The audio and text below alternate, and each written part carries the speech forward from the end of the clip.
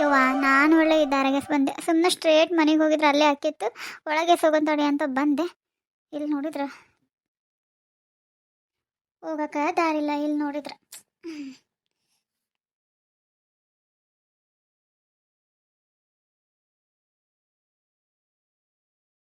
ಹ್ಞೂ ಜೋಳ ಏನೋ ತಂದಿಟ್ಟೆ. ಆದ್ರೆ ನನಗಿಂತ ಅವ್ನು ಆಫ್ ಮಾಡಕ್ಕೆ ಬರಂಗಿಲ್ಲ. ಮಮ್ಮಿಗೆ ಹೇಳ್ತೀನಿ, ಮಮ್ಮಿ ಆಫ್ ಮಾಡು ಮಮ್ಮಿ. ಇಂಥ ಜನ ಇದ್ದದ್ದ ಏನಾದರೂ ಕೆಲಸ ಮಾಡಕತ್ರ ಕಲ್ಲು ಹಾಕರ ಜಾಸ್ತಿ, ಅವ್ರ ಬಗ್ಗೆ ತಲೆ ಕೆಡ್ಸ್ಕೊಬಾರ್ದು ಅಂತ ಅಂದು ಜೋಳ ಆಫ್ ಮಾಡು ಅಂತಾನೆ. ಆಮೇಲೆ ಹೋಗಿ ಅಪ್ಪಾಜಿ ಹೇಳಿದ್ರೆ ಅಪ್ಪ ಜರ ಹಾಕ್ಸ್ಕೊಂಬರ್ತೈತೆ ಗಿರಣಿಗೆ. ಇಲ್ಲ ಅಂದ್ರೆ ನಾನು ಹೋಗ್ಬೇಕಂದ್ರೆ ಫುಲ್ ರಶ್ ಇರ್ತೈತೆ ಅಲ್ಲಿ. ನೋಡಂತಡಿ ಹೆಂಗಾಗತ್ತೆ ಹಂಗೆ ಮಾಡಕ್ಕೆ ಬರ್ತೈತಿ. ಮಮ್ಮಿ ಎಲ್ಲಿಗೆ ಹೋಗಿದ್ದಲೆ ಅಂಜು? ನನ್ನ ಹಿಂದೆ ಬರಲಿಲ್ಲೇನ ನೀನು? ನಾನು ಹಿಂದೆ ಬರಕತ್ತಿ ಅಂತ ಅಂದು ಹಂಗೆ ಬಂದೇನಿ. ನೀನು ಹಂಗೆ ಕರ್ದ ಕರಿತೀನಿ ಬಂದೆವಾ ನೀನು? ಮಮ್ಮಿ ಆ ಕಡೆ ಚೂಡು. ಏನ್ಲೇ ಇದು? ಏನು ತಗೊಂಬಂದಿ? ಜೋಳ ತಗೊಂಬಂದ ನೋಡವ. ಆದ್ರೆ 10 kg ತಂದಿಲ್ಲ, 5 kg ತಂದನಿ. ಆದ್ರೆ ಆ ವಣ್ಣನ ಅಂಗಡಿಗೆ ತರಲಿಲ್ಲವ. ಒಂಥರ ಮಾತಾಡೋದು ನೋಡಿದ್ರೆ ನನಗೆ ಪಿತ್ತರ ನೆತ್ತಿಗಿರ್ತೈತಿ. ಅವನ ಅಂಗಡಿಗೆ ಏನು ತರಲಿಲ್ಲ. ಇನ್ನೊಂದು ಆ ಕಡೆ ಶಟ್ರನ ಯಾರ್ದು ಅಂಗಡಿ ಐತಲ್ಲಮ್ಮ, ಅಲ್ಲಿ ಹೋಗಿದ್ದೆ ನಾನು. ಅಲ್ಲಿ ಹೋಗಿ ತಗೊಂಬಂದನಿ.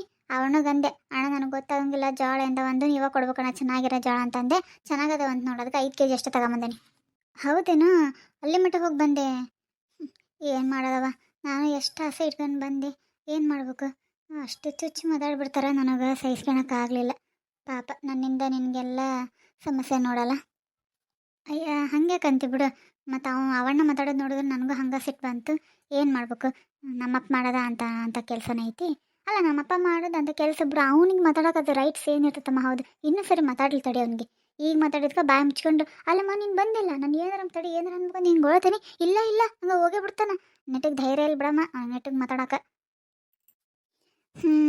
ಏನು ಮಾಡೋದ ಏನವ? ನಿಮ್ಮ ಅಪ್ಪಗೆ ಸಂಬಂಧ ಇರೋರು ಬರೋರ ಕಡೆ ಎಲ್ಲ ಅನ್ಸ್ಕೊಳೋದಾಗತಿ.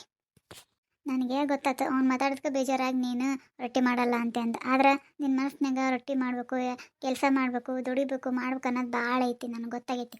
ಅದಕ್ಕಾಗಿನ ನಾನು ಹೋಗಿ ತಗೊಂಬಂದೆ. ನೀನು ಕರೆದಿದ್ರೆ ಬರ್ತಿದ್ದಿಲ್ಲ. ಹೌದಿಲ್ಲ? ಬೇರೆ ಅಂಗಡಿ ಹೋಗಿ ತಗೊಂಬರೋಣ ಅಂದ್ರೆ ಹೋಗಮ್ಮ ಏನು ಬೇಡ ಅಂತಿದ್ದಿ. ಅದಕ್ಕಾಗಿನ ನಾನು ಹೋಗಿ ತಗೊಂಬಂದೆ. ಆಸ್ ಮಾಡಿ ಮಮ್ಮಿ, ನಾಳೆ ಕೇಳ್ಕೊಂಬಂದಿ ನೀ ರೊಟ್ಟಿ ಬೇಕಂತ. ಹ್ಞೂನ್ಲೇ ನನಗೂ ನಿಜ ಒಂದು ನಿಮಿಷನೂ ಖಾಲಿ ಕುಂದ್ರಕ್ಕೆ ಇಷ್ಟ ಇಲ್ಲ. ನನಗೆ ಕೆಲಸ ಮಾಡಬೇಕು, ದುಡಿಬೇಕು. ಈಗ ನಮಗೆ ಕಷ್ಟ ಏನಂತ ಗೊತ್ತೈತಿ. ನಮ್ಮಂಥವ್ರು ಇದ್ದರಿಗೆಲ್ಲ ನಾವು ಸಹಾಯ ಮಾಡಬೇಕು. ಹಣದಿಂದ ಅಲ್ಲ, ಒಂದು ಹೊತ್ತಿನ ಊಟಕ್ಕೂ ಪರದಾಡ್ತಿರ್ತಾರೆ. ಅವರಿಗೆಲ್ಲ ಸಹಾಯ ಮಾಡಬೇಕು ಅನ್ನೋದೈತಿ. ಅವರಿಗೆಲ್ಲ ಸಹಾಯ ಮಾಡ್ಬೇಕಂದ್ರೆ ನಾವು ಚೆನ್ನಾಗಿರ್ಬೇಕಂದ್ರೆ ದುಡಿಬೇಕು. ಹೌದಿಲ್ಲ? ನಾನು ಅದಕ್ಕೆ ಎಲ್ಲ ಮಾಡ್ಬೇಕಂತಾನೆ. ಆದ್ರೆ ನಿಮ್ಮ ಅಪ್ಪಾಜಿ ಅರ್ಥ ಮಾಡ್ಕೊಳಲ್ಲ ನೋಡಿ.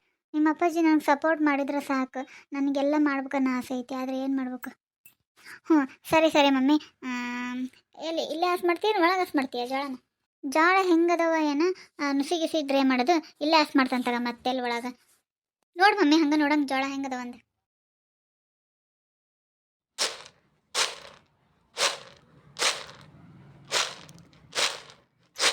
ಮಮ್ಮಿ ಆದ್ವಾ? ಹ್ಞೂ ಆದ್ವಮ್ಮ. ಇಷ್ಟ ಇರೋದು ಈಗ ಹಾಸ್ ಮಾಡಕತ್ತಾನಲ್ಲ, ಅದಾದ್ರೆ ಮುಗೀತು. ಹೌದೇನಾ ಮಮ್ಮಿ? ಚಲೋ ಅದಾವಲ್ಲ ಜೋಳ? ಹ್ಞೂ ಚಲೋ ಅದಾವ ನೋಡು. ಚೆನ್ನಾಗಿ ಕೊಟ್ಟನು ಪಾಪ. ಎಷ್ಟು ರೂಪಾಯಿ ಕೆಜಿ? ಹೌದು ಹೌದು ನೋಡು ಮಮ್ಮಿ, ನೆನಪಾಗಿಲ್ಲ ಮಮ್ಮಿ. 30 ರೂಪಾಯಿ ಕೆಜಿ ಬಿ.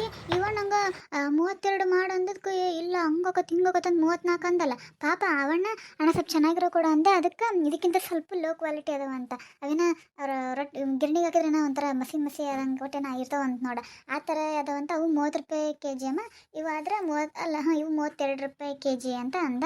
ಹಂಗಾಗಿ ಮತ್ತೆ ಕೊಡೋಣ ಅಂತ ಅಂದೆ ನಾನು. ಹೌದಾ? 32 ರೂಪಾಯಿ ಕೆಜಿ ಹಾಕಿದ್ನೇನು ಅವನು? ಚಲೋ ಬಿಡು. ಜೋಳನ ಚೆನ್ನಾಗದವ. ಸುಮ್ಮನೆ ಯಾಕೆ ಸುಳ್ಳು ಹೇಳ್ಬೇಕು? ಪಾಪ ಚಲೋ ಅದಾವ ಜೋಳ.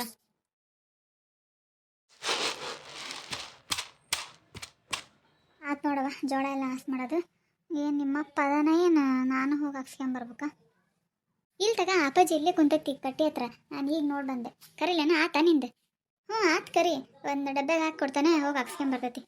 ಹ್ಞೂ ತಡಿ ಇಲ್ಲೇ ಐತಿ, ಇಲ್ಲೇ ನಿಂತ್ಕೊ ಹೋಗ್ತೇನೆ. ಅಪ್ಪಾಜಿ ಅಪ್ಪಾಜಿ ಏನಮ್ಮ ಕರೀತಿಲ್ಲ? ಇವನ ಜೋಳ ಹಾಸ್ ಮಾಡೀನಿ, ಗಿರಣಿಗೆ ಹಾಕ್ಸ್ಕೊಂಬರ್ರಿ. ಎಷ್ಟು ಕೆಜಿ ಅದಾವು? 5 kg ಅಂತ ಹೇಳ್ರಿ. 5 ಕೆಜಿನೂ ಜೋಳನ ಅದಾವ? ಇಲ್ಲ ಜೋಳ ಅಕ್ಕಿ ಸೇರ 5 kg ಅದಾವ ತಗೋರಿ. ಮತ್ತು ದುಡ್ಡು ಹಾಕ್ಸ್ಕೊಂಬರಕ್ಕ?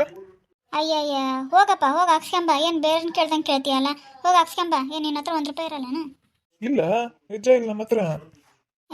ಗೊತ್ತಾಯ್ತಗ, ನಾನು ಆಗಲೇ ನೋಡೇನಿ 50 ರೂಪಾಯಿ ಇತ್ತು. ಏನಾಗಲ್ಲ ಹಾಕ್ಸ್ಕೊಂಬರ್ ಹೋಗ್ರಿ, ನಾ ಬಂದ ಮೇಲೆ ಕೊಡ್ತಾನಂತ. ಕೊಡ್ಬೇಕಾ ಮತ್ತೆ? ಆಮೇಲೆ ಮೋಸ ಮಾಡಂಗಿಲ್ಲ ನೋಡಿ ಹೇಳ ನಾನು. ನೋಡು ನೀನು ರೊಟ್ಟಿ ಮಾಡ್ಬೇಕಾರೆ ನಾನು ನಿನಗೆ ಸಹಾಯ ಮಾಡಕತ್ತೀನಿ. ನಿನಗೇನಾದ್ರೂ ರೊಟ್ಟಿ ಮಾಡಿದೆ ಅಂದ್ರೆ ಮೂವರ್ಗೂ ಪಾಲಾಗ್ಬೇಕು ನೋಡು. ಆಯ್ತಾ? 250 ಬಂತಂದ್ರೆ ನನಗೆ 50 ರೂಪಾಯಿ, ನನ್ನ ಮಗಳಿಗೆ 50 ರೂಪಾಯಿ, ನಿನಗೆ ಬೇಕಂದ್ರೆ ನೀನು 150 ರೂಪಾಯಿ ತಗ. ಅದು ನಮ್ಮಿಬ್ಬರಿಗೂ 50 ರೂಪಾಯಿ ಕೊಡ್ಬೇಕು ನೋಡು, ಹೇಳೇನಿ. ಯಪ್ಪ ಪುಣ್ಯಾತ್ಮ, ಅದನ್ನ ನನಗೆ ಯಾಕೆ ಕೊಡ್ತೀವಿ ಬಿಡು ಅತ್ತಾಗ. ನನಗೆ ಸಾಕು, ಒಂದು 5 ರೂಪಾಯಿ ಕೊಟ್ಬಿಡು. ಇನ್ನು ಉಳ್ಕಿದ್ದೆಲ್ಲ ನೀನು ನಿನ್ನ ಮಗಳು ತಗೊಂಬಿಡ್ರಿ. ನನಗೆ ಯಾಕೆ ಹೌದು? ಹೋಗಪ್ಪ ಹೋಗು ಹಾಕ್ಸ್ಕೊಂಬ. ಇನ್ನು ನೆಟ್ಟಿಗೆ ಸ್ಟಾರ್ಟ ಮಾಡಿಲ್ಲ. ಅಲ್ಲ ನನಗೆ ಅರ್ಧ ಕೊಡು, ನಿನಗೆ ಅರ್ಧ ಕೊಡು ಅನ್ನಕತ್ತಿ. ಹೋಗ್ರಿ, ಮತ್ತು ಅವನು ಮತ್ತು ಕದಾಕೊಂಡು ಹೋದಂದ್ರೆ ಮುಗೀತು. ಮತ್ತು ಅವನು ಯಾವಾಗ ಬರ್ತಾನೋ ಏನೋ. ಹ್ಞೂ 5 kg ಅದಾವದಿಲ್ಲ? 5 kg ಅದಾವ ತಗ.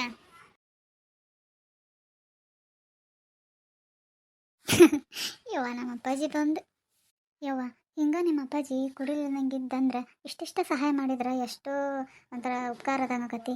ನಿಮ್ಮಪ್ಪ ಕುಡಿದು ಬಂದ್ರೆ ನೋಡವ ನನ್ನ ಕೈ ಕಾಲು ಆಡಂಗಿಲ್ಲ. ಈಗ ನೋಡು ಕರೆಕ್ಟ್ ಅದ, ನಂಗೆ ಎಷ್ಟು ಚಂದ ಮಾತಾಡ್ತಾನೆ, ಎಷ್ಟು ಚಂದ ನಕಲಿ ಮಾಡ್ತಾನೆ.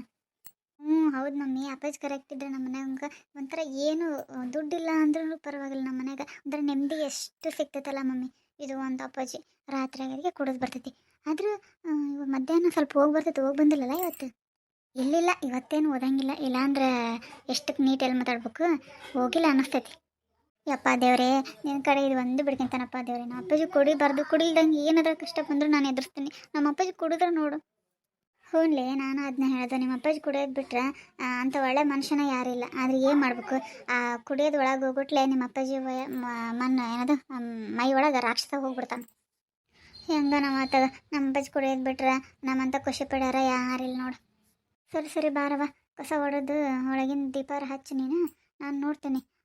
ರಾತ್ರಿಗೆ ಊಟಕ್ಕೆ ಏನೈತಿ, ಅನ್ನ ಒಂದ ಮಾಡಿದ್ದೆ. ನೋಡೋಣ ಬಾ. ರೊಟ್ಟಿ ಹೆಂಗೋ ಮಾಡ್ತೇವಲ್ಲ, ಯಾರೊಂದು ಪಲ್ಯ ಮಾಡಿದ್ರೆ ಮುಗಿದೈತಿ. ಈಗ ಒಂದು 30-25 ಮಾಡಿ ನಾಳೆ ಬೆಳಗ್ಗೆ ಸದ್ದ ಹೊಡೆದು ಮಾಡ್ತೀನಿ. ಹಾಂ ಸರಿ ಮಮ್ಮಿ. ನೋಡ್ರ ಹೆಂಗೆ ಮಾತಾಡ್ತಾಳ. ಹಾಂ, ಮೋಸ್ಟ್ಲಿ ಅವ್ರ ತಂಗಿದೆ ಎಲ್ಲ ಇದಿರ್ಬೇಕು. ಅದಕ್ಕೆಲ್ಲಂದ್ರೆ ಅಷ್ಟು ಯಾವಾಗ ಮಾತಾಡ್ತಿದ್ದಿಲ್ಲ. ಏನಾರ ಅವ್ರ ತಂಗಿ ಹೇಳ್ಕೊಟ್ಟಿರ್ಬೇಕಲ್ಲ ಯಾಕೆಗೆ. ಏನ ಬೇವ, ಏನು ಮಾತಾಡ್ತಾರೆ ಏನ.